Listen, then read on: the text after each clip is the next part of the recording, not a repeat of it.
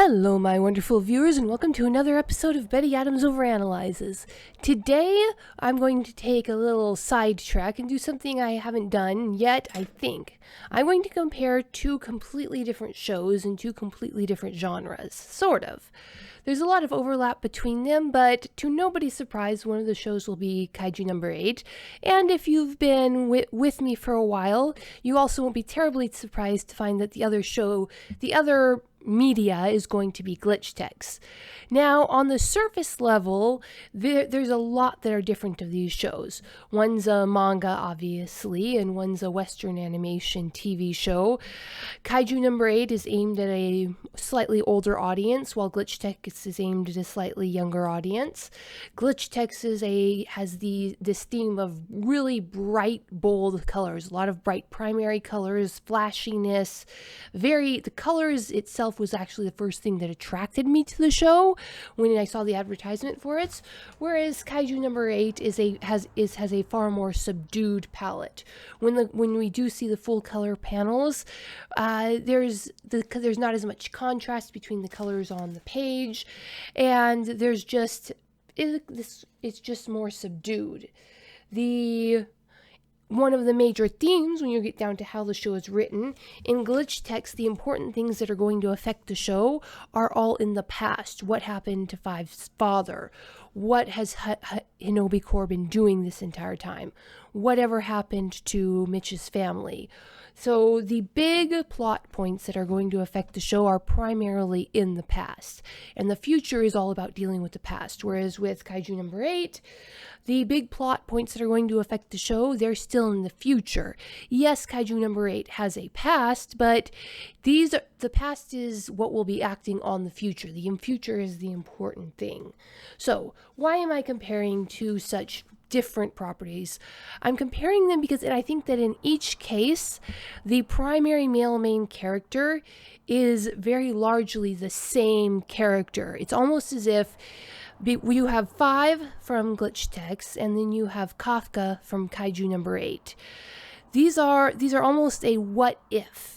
And I'm going to get into later, what is the moment of change? What is the what if that separates these two characters and gives them their primary differences?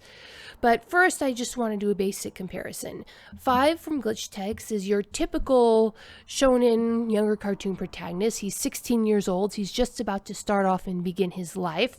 He's supposed to go to this tournament, but he's so cautious. He lacks the courage to actually step out of his comfort zone and go to the tournament. His grandparents encourage him, i.e. almost physically drag him out of his comfort zone and throw him into the tournament. He goes, he wins the tournament, craziness happens, he ends up with this new job in this new world, experiencing this life that runs parallel to the everyday life of the general people in his town. He makes friends, goes on adventures, discovers mysteries. Then, on the manga side, you have Kafka, the protagonist of Kaiju number 8. He is nearly twice the age of Five. He's in his mid-30s. He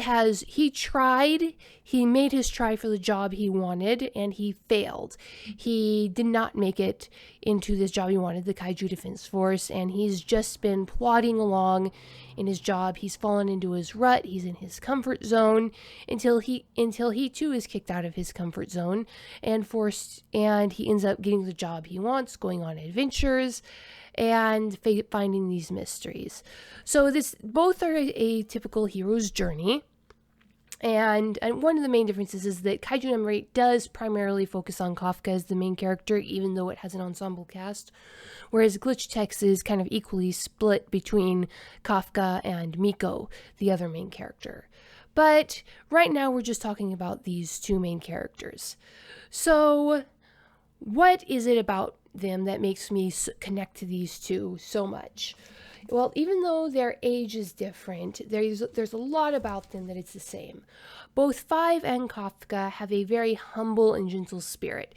They genuinely seem to put others' needs before their own needs. You see that Five, he's constantly in some of the first scenes we see him, he reaches out and he's spending his very short break time to teach us some kids how to beat a particularly difficult level in a game that they're all interested in.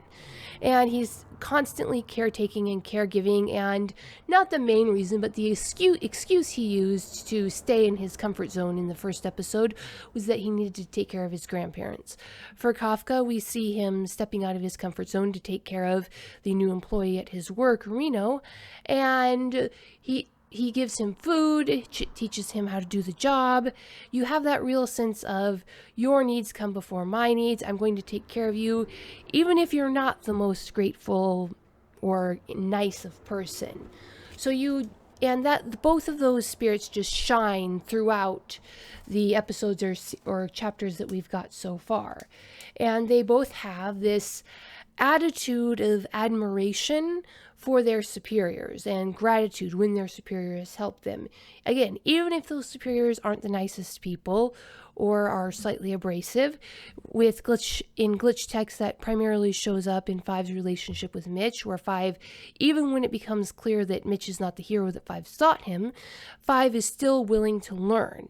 And Five is willing to learn also from the very gruff and unsympathetic boss of the Hinobi store. In Kafka, this shows up as him being ever willing and eager to learn from Kikoru, who, even though she's younger than him, is by far his superior in talent and power, and Vice Captain Hoshina, his declared rival, who currently has a spot that Kafka wants more than anything else. Then you have these similar themes of the shows. For these main characters, for these protagonists, the friendships are the driving relationships of the shows. There is a lack of romance in general that I really appreciate, because there's just too much, in my opinion, there's too much focus on romance in all media that I've seen. And these shows that actually focus on just building friendships with other human beings, that I really, really appreciate that. And the fact that we've had essentially no romance in either piece of media is something that I really appreciate about both of them. And I think that's maybe not a deliberate choice, but it's an artifact of developing these characters and their goals and their dreams. And I think it's more true to life, because a lot of us, everybody has things outside of romance. Romance is just one part of our lives. And in these shows, I think it reflects that reality of the situation. And then, of course, you have something that's not necessarily unique to these shows. Any good story is going to have this. You have the main character is thrust into a new situation. And again, that shows up in every story, but the situations are very similar in these two pieces of media. In the glitch text cartoon, you have Fives, who goes from his normal workaday job, working in his grandparents' food truck, to this other world that is hidden from the general population, more by the general population's willing ignorance than any skill that the Hinobi store has in keeping it secret. But you have these monsters, these glitches that are a product of the world around them, but don't fully belong in that world. And so they go around looking just weird enough to be distinct, and the glitch techs have to catch them and return them. And of course, because this is a more simpler children's show, they get away with the mind wiping, the classic mind-wiping trope. Whereas in Kaiju number 8, this other world is more acknowledged, and it's somewhat secret, based simply on the fact that most people do not care to research that in depth, something that's just in every average day part of their lives. But all of the information that the main character has access to is, for the most part, provided to the general public as well, except in a few cases when you have certain military secrets that are logically, in the course of the story, kept from the general public. But going back to the main characters themselves, how do they get thrust into this world? In both cases, they have a new friend, who breaks them out of their comfort zone and sort of drags them into this new world. In Five's case, the dragging was more literal, but in the end, Five does make the choice to follow Me-K.O to investigate why everybody's mind was wiped and why they don't remember Five winning the tournament, or Five theoretically winning the tournament. Then, in Kafka's case, it's Reno, And Reno's a bit more humble about it than Me-K.O is, but Reno does confront Kafka with his quitter lifestyle, and sort of drags Kafka back into the application process for the Defense Force. Now, you have these two characters that are very similar, but the main difference we've mentioned so far is the age. Kafka gave up. He was also once the young teenage protagonist who was going to go and make good in the big company and fight the monsters and save the world. But 5 managed to actually do it. He passed the test on his own. And it was just a freak of fate that caused him to have to fight for it again with Me-K.O. But with Kafka failed. He did not pass the test. He tried and he tried again. And that is why his story starts at twice the age of 5's. So what caused this difference? What is the main difference? And I think that boils down to Abuela and Abuelo. 5 would not have even gone to take the test and possibly might not have passed it without the support of his grandmother and grandfather. They were the ones who spotted his hesitance, who went up, forced him out of his comfort zone, kicked him out of the nest, and made him go attend the test. And they did it with love and gentleness, but with their full, enthusiastic, energetic support behind it. And that will become a plot point later on in the series.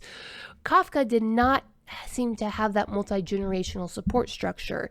Whether or not that was just because that's how his family developed, or whether his family was stolen from him by the Kaiju violence, we don't know at this point. But it really does seem to be that the loving support of the previous generations in the family does appear to be the thing that was missing from Kafka's life, that delayed his stepping onto the field and becoming the monster hunting hero that 5 was able to become as a teenager. And I just think that's a really true to life element. And that kind of gets to what I think is the main point that makes both of these pieces of media so good and makes them resonate on the same frequency. This emotional, relational realism, the focus on friendships, the focus on the importance of having the support of those family members and showing what happens when those family structures break down. And I just really, really appreciate that. These are the only 2 pieces of new media that have really grabbed me, crawled into my brain, and forced me to pay attention to them over the past few years. Quite a few years, actually. I don't think I've been this into a media since, my goodness, quite possibly since I first got into Dragon Ball. I mean, The Mandalorian came close for many of the same reasons, but this is the first time in a long time that any piece of media has managed to engage me, and to have 2 coming so close on the heels of each other, it made 2020 a far more enjoyable year for me than it otherwise would have been. And so 5 from Glitch, which I hope is eventually going to get the 3rd season that it deserves. The creator and co-producer Dan Milano has not given up on it yet, and he was just talking about it the other day. And Kaiju number 8 with Kafka, an older, more mature version who didn't quite have that same support structure going forward, so his story starts a little later. That's my take on it. If you'd like to read something while you're waiting for the next episode of either to come out, you can check out the links below the video. Humans Are Weird, I Have the Data, a book of human absurdity, Monty Python meets Star Trek, in a short story collection. All right, peace out, my wonderful viewers. The book from author Betty Adams, Humans Are Weird, I Have the Data, is a humorous look at human behavior through the eyes of aliens. This book is arranged in separate reports or essays, documenting the experiences with humanity through the lens of the aliens who have to interact with them. This anthology of short stories and vignettes from alien points of view highlights some of humanity's quirks we can all relate to. Author Betty Adams captures how strange and interesting humans can really be. This is a fun collection of stories you will really get a kick out of. Humans Are Weird, I Have the Data, from author Betty Adams. Order your copy right now on Amazon.